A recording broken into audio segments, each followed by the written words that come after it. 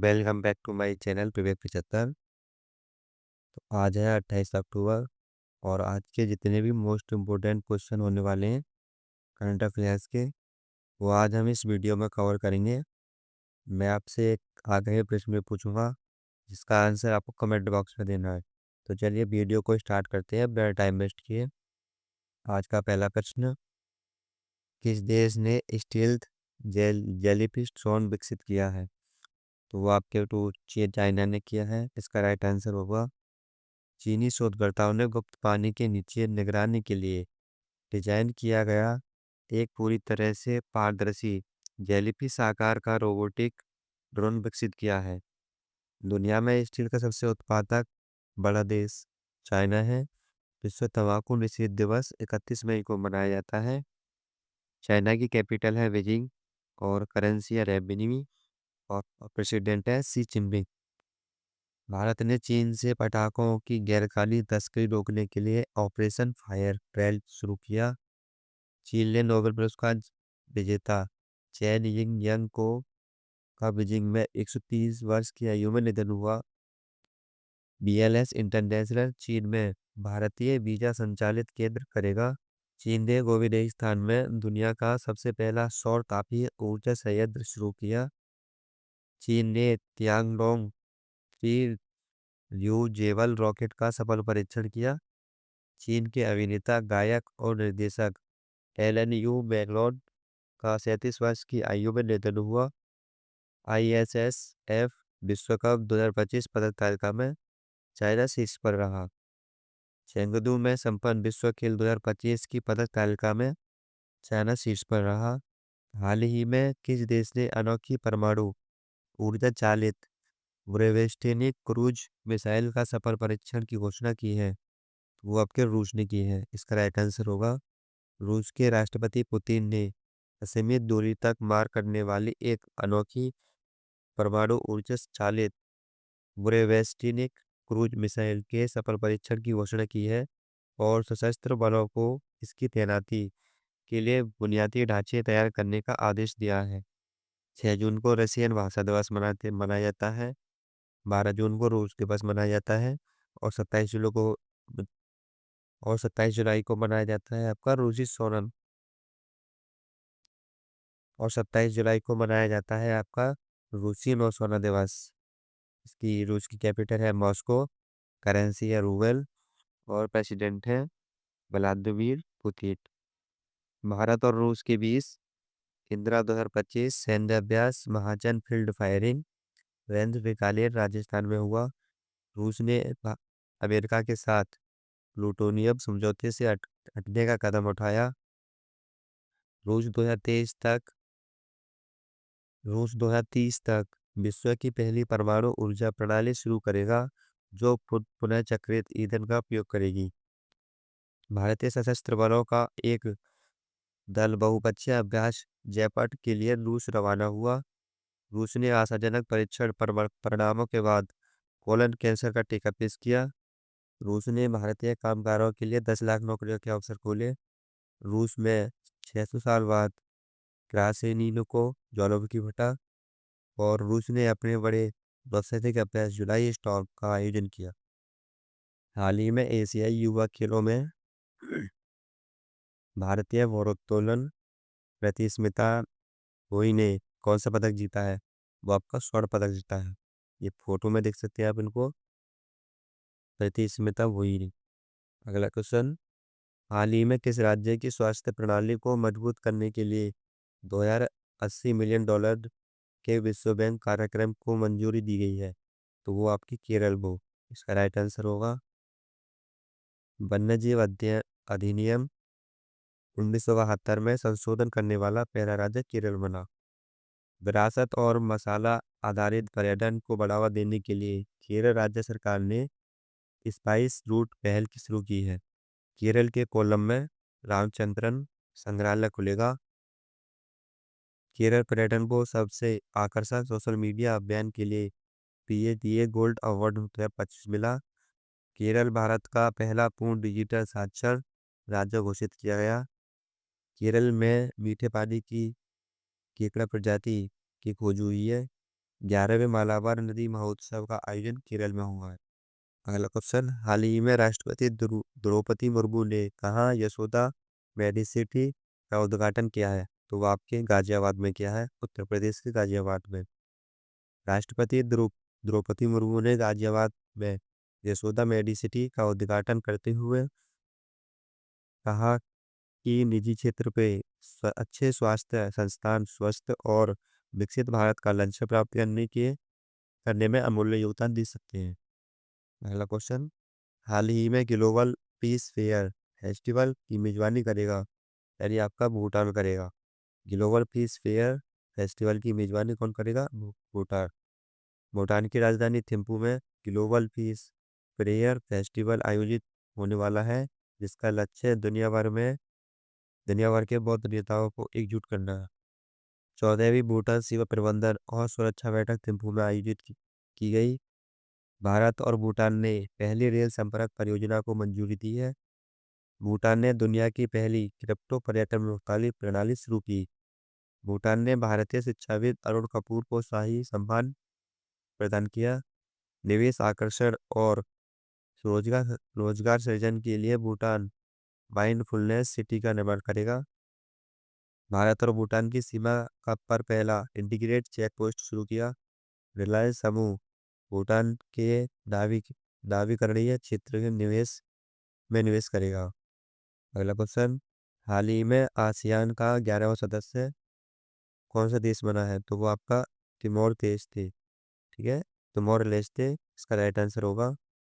चलिए अगला प्रश्न देखिएगा, हाल ही में किस देश में भारतीय दूतावास में रविंद्रनाथ टैगोर की प्रतिमा का अनावरण किया है? तो वो क्या है आपका? चाइना में। इसका राइट आंसर होगा। हाल ही में कहाँ समुद्री सप्ताह IMW 2025 होगा? तो वो आपके मुंबई में होगा। इसका राइट आंसर होगा। भारत समुद्र सप्ताह IMW 2025 मुंबई में शुरू होगा। इस 5 दिवसीय सम्मेलन का आयोजन पतन पोत परिवहन और जलमार्ग मंत्रालय कर रहा है। यह विश्व स्तर पर सबसे बड़ा समुद्री सम्मेलन होगा, जिसमें समुद्री पारिस्थितिक तंत्र के प्रमुख हितधारक के एक साथ आएंगे। हाल ही में मुख्य चुनाव अधिकारियों का 2 दिवसीय सम्मेलन कहाँ संपन्न हुआ है? तो वो आपकी नई दिल्ली में हुआ है। इसका राइट आंसर होगा। हाल ही में किसे मरणोपरांत विज्ञान रत्न पुरस्कार दिया जाएगा? तो वो दिया जाएगा आपके जयंत विष्णु नार्लिकर। ये फोटो में देख सकते हैं आप। इनको मरणोपरांत के बाद विज्ञान रत्न पुरस्कार दिया जाएगा। मारिया कोरिना मचांडो को 2025 का शांति नोबेल पुरस्कार दिया जाएगा। सुनील अमृत ने 2025 ब्रिटिश अकादमी पुस्तक पुरस्कार जीता। मासाकी काशीवारा ने 2025 एक और पुरस्कार जीता है। Doctor Sonali Ghosh WCPA canteen में पुरस्कार प्राप्त करने वाली पहली भारतीय महिला है। ब्रायन लारा और BS चंद्रशेखर को CEAT क्रिकेट रेटिंग अवार्ड के life time life time achievement पुरस्कार से सम्मानित किया गया। अलेक्जेंडर स्मिथ को 2025 के शास्त्र रामानुजन पुरस्कार से सम्मानित किया जाएगा। डॉक्टर आर्थर जेम्स को तमिलनाडु साइंटिस्ट अवार्ड से सम्मानित किया जाएगा। अगला प्रश्न, हाल ही में उपराष्ट्रपति CP राधाकृष्ण किस राष्ट्रपति डॉक्टर पैट्रिक हेरमिन के सफेद ग्रहण समारोह में शामिल होने गए हैं? तो वो गए आपके सेलेक्स। आप देख सकते हैं इस फोटो में सेलेक्स। उपराष्ट्रपति CP राधाकृष्ण 2 दिवसीय यात्रा पर सेलेक्स पहुंचे। वे सेलेक्स में निर्वाचित राष्ट्रपति डॉक्टर पैट्रिक हॉर्मिनी के शपथ ग्रहण समारोह में शामिल हुए। अगला क्वेश्चन, हाल ही में किस राज्य ने दिसंबर 2025 से राज्य में प्रवेश करने वाले सभी वाहनों पर ग्रेन टैक्स लगाने की घोषणा की है? तो बापा है उत्तराखंड। इसका राइट आंसर होगा। भारतीय राज्य उत्तराखंड ने घोषणा की है कि वह 2025 दिसंबर 2025 से राज्य में प्रवेश करने वाले सभी वाहनों पर ग्रीन टैक्स लगाएगा। उत्तराखंड सरकार ने UCC के तहत विवाह पंजीकरण नियमों को आसान बनाया है। उत्तराखंड ने मदरसा बोर्ड को खत्म करने वाला पहला राज्य बना है। उत्तराखंड को पहली नवीडिया संचालित AIHPC सुविधा मिली। उत्तराखंड मंत्रिमंडल ने धार्मिक स्वतंत्रता संशोधन विधेयक 2025 को मंजूरी दी है। Asian open short track speed skating trophy 2025 का आयोजन देहरादून में होगा। उत्तराखंड सरकार ने अग्निवीरों को सरकारी सेवाओं में 10% आरक्षण मंजूर किया है। उत्तराखंड के मुख्यमंत्री ने सस्टेनेबल वेलनेस ऑफ स्टूडेंट पुस्तक का विमोचन किया है। उत्तराखंड निवेश उत्सव का आयोजन रुद्रपुर में होगा। हाल ही में चौथी दक्षिण एशियाई एथलेटिक्स SAAF चैंपियनशिप 2025 की अंतिम पदक तालिका में शीर्ष पर कौन रहा है? तो वो रहा है आपका भारत। ध्यान रखिएगा इसको, चौथी दक्षिण एशियाई एथलेटिक्स चैंपियनशिप 2025 शीर्ष पर रहा है आपका भारत। भारत को COP10 ब्यूरो का उपाध्यक्ष चुना गया है। भारत कुल वन क्षेत्र में विश्व स्तर पर 9वें स्थान पर पहुंचा। भारत को UNGGIM एशिया प्रशांत क्षेत्रीय समिति का सह-अध्यक्ष चुना गया है। वैश्विक भू सूचांक 2025 में भारत 102वें स्थान पर रहा। भारत संयुक्त राष्ट्र मानवाधिकार परिषद में 7वीं बार निर्विरोध निर्वाचित हुआ है। भारत दुनिया का तीसरा सबसे बड़ा डोमेस्टिक एविएशन मार्केट बन गया है। भारत राष्ट्रीय ऊंट स्थिरता पहल शुरू करेगा। भारत ने नई दिल्ली में आयोजित विश्व पैरा एथलेटिक्स चैंपियनशिप 2025 में 22 पदक जीते हैं। हाल ही में प्रधानमंत्री मोदी ने किसे आसियान भारत समुद्री सहयोग का वर्ष घोषित किया है? तो वो आपका 2026 जो आने वाला है। हाल ही में SAPAN समिट 2025 का आयोजन कहाँ किया जाएगा? तो वो आपका मलेशिया में इसका राइट आंसर होगा। तो चलिए कुछ रिवीजन करते हैं जो हमने पीछे पढ़ चुके हैं उसे। रोड्रिगो पाज ने बोलिविया के राष्ट्रपति चुनाव में जीत हासिल की है। मासाकी काशिवारा ने 2025 में एवेट पुरस्कार जीता है। वर्जिश देसाई के द्वारा लिखित पुस्तक मोदी का मिशन का विमोचन हुआ है। कटी बिहू उत्सव असम में बनाया गया है। उत्तराखंड सरकार ने UCC के तहत विवाह पंजीकरण नियमों को आसान बनाया है। नीरज चोपड़ा को भारतीय सेना में लेफ्टिनेंट कर्नल की मर्यादा उपाधि प्राप्त की है। और लियोनेल मेसी ने इस वर्ष का गोल्डन बूट जीता है। गोवा सरकार ने स्कूल और कॉलेजों के पाठ्यक्रम में शतरंज को शामिल किया है।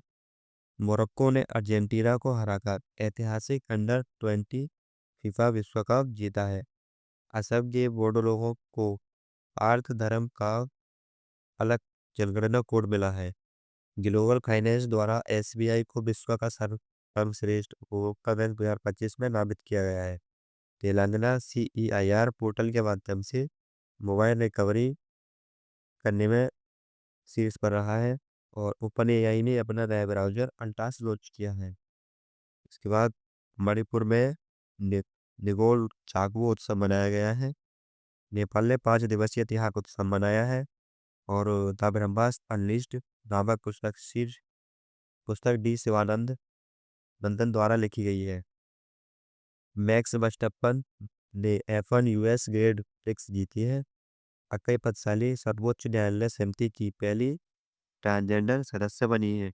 लैटिन अमेरिकी लैटिन अमेरिकी देश ने उरुग्वे ने इच्छा मृत्यु को वैध किया है। IUCN का 90वां सदस्य तुवालु बना है। तो आज का आपके लिए प्रश्न है आज, हाल ही में कहाँ दरबार मूव की परंपरा पुनः प्रारंभ की गई है? ये रहे आपके ऑप्शन। इनका आंसर आपको कमेंट बॉक्स में देना है। तो कैसी लगी आपकी वीडियो? हमारे चैनल को सब्सक्राइब करें ऐसे ही डेली करंट अफेयर्स पाने के लिए। और इसकी PDF पाने के लिए हमारे टेलीग्राम चैनल विवेक को ज्वाइन कर लें, जिसका लिंक डिस्क्रिप्शन में है। और अगर पीछे की करंट अफेयर्स आपको देखनी है तो उन वीडियो का भी आप डिस्क्रिप्शन में जाकर वीडियो देख सकते हैं। थैंक यू, धन्यवाद।